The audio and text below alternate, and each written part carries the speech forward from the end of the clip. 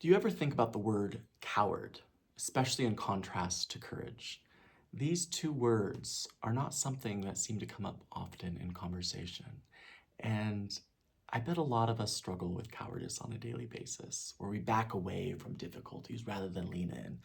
But take heart, we're going to talk about courage today, and I got some tips for you.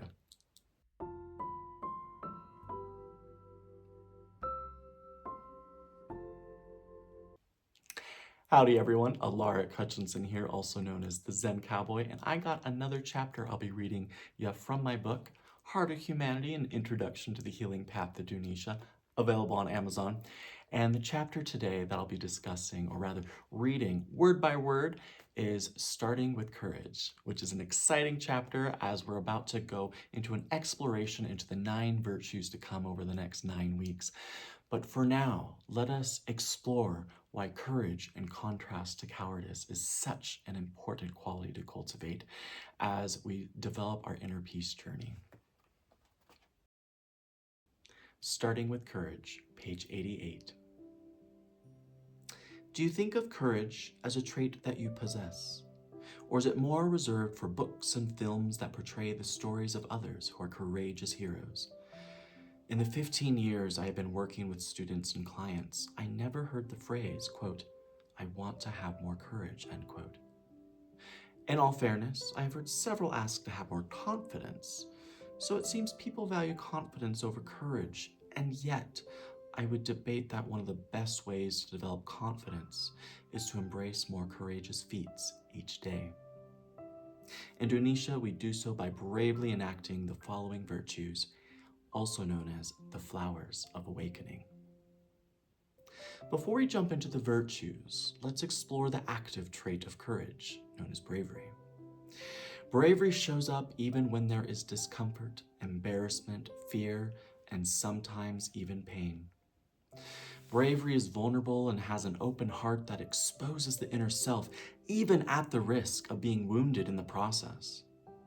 In a society that unintentionally and sometimes intentionally trains us to protect ourselves, to hide weaknesses, pain, difficulties, etc., it can be quite the task to overcome our default programming, aka our ingrained beliefs and behaviors when it comes to being brave. The opposite of bravery is cowardice, and boy howdy does that word sound unattractive. Without a doubt, not one person would enjoy being called or considered a coward, and yet we embody cowardice quite often.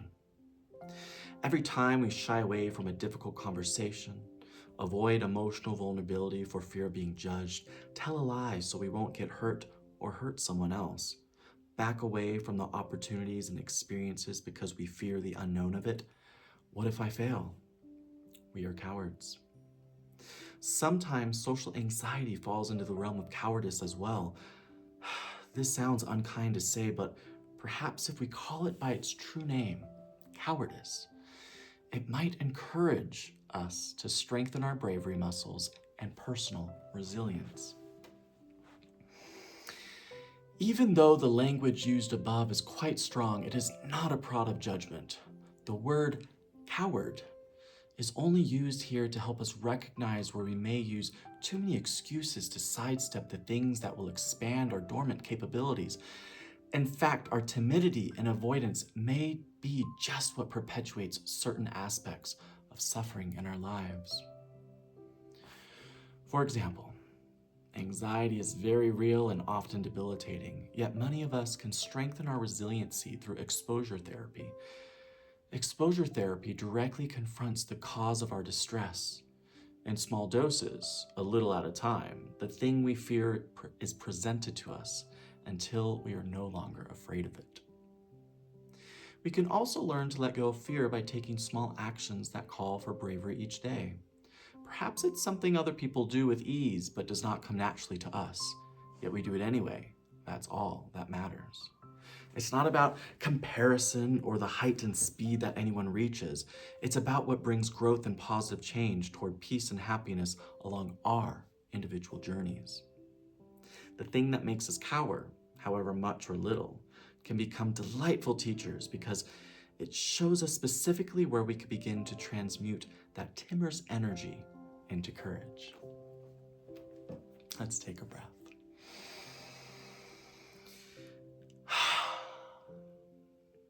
It takes courage to touch our pain story, and it takes courage to heal it.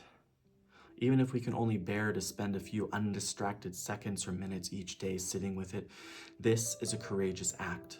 Slowly but surely, we gain insight and build resiliency to the discomfort, allowing us to sit with it just a little bit longer. After a while, we may even be willing to talk about it and seek outside help. All of this is bravery, courage, and action. Before, we may have been avoiding this pain with substances to dull it, or distracting ourselves with countless forms of entertainment and social engagements. Yet right here, in this moment, we sit in stillness and allow the raging waters of our hearts and minds to settle so that we may see clearly. We then take a brave look within ourselves. Let's take a breath.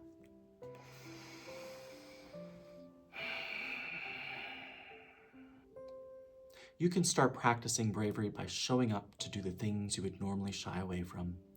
This may be certain activities, conversations, self-development, therapy, exercise, emotional vulnerability, apologies, etc. Bravery can also take the form of asking for help, admitting your addictive habits or neurotic tendencies, telling the truth, saying, "I love you," saying yes, and saying no. The list is endless. But take heart. Though we may not be comfortable displaying bravery to begin with, it does get easier over time. As a special mention, kindness sometimes takes courage, since duality often makes it an unpopular choice. But kindness transcends duality, our projected views of right, wrong, good, bad, etc. Kindness is bipartisan. It crosses national and cultural lines, traverses religious diversity, and disregards economic status, sexual orientation, gender expression, physical appearance or capabilities, atypicality, and neurodivergence. Kindness is universal and all-encompassing. Kindness is also quite different than niceness. Kindness is truthful. Niceness lies to avoid discomfort. Kindness respectfully says no, while niceness says yes to people please. Please keep bravery and kindness toward yourself and others at the forefront of your mind as you put the Dunisha virtues of living courage into action.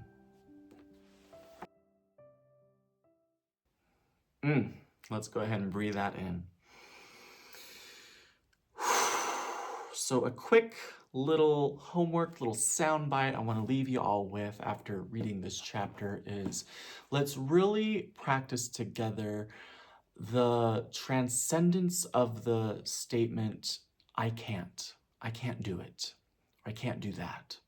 Whatever it is, let's just remove the can'ts, because more often than not, it's not so much of our ability or lack of ability that we can't do something, but rather our true involved is that we either don't want to or we're choosing not to at this given time.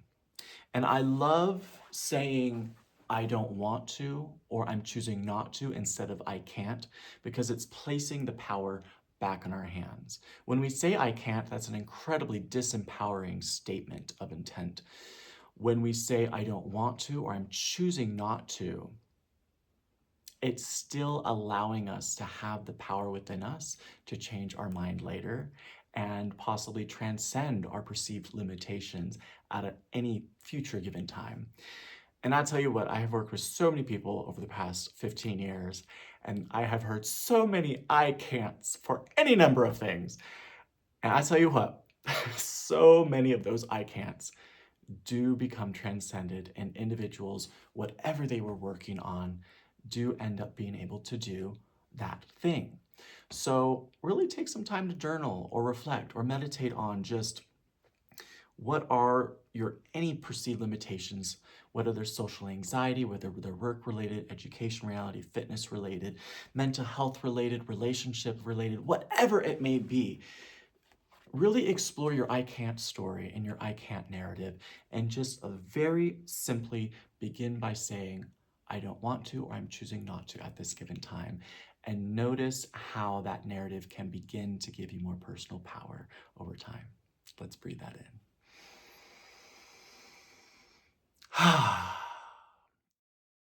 So I do offer one-on-one psycho-spiritual coaching, and I'm in the process of becoming a licensed clinical social worker, so eventually will be counseling and therapy, but at the time it's just life coaching.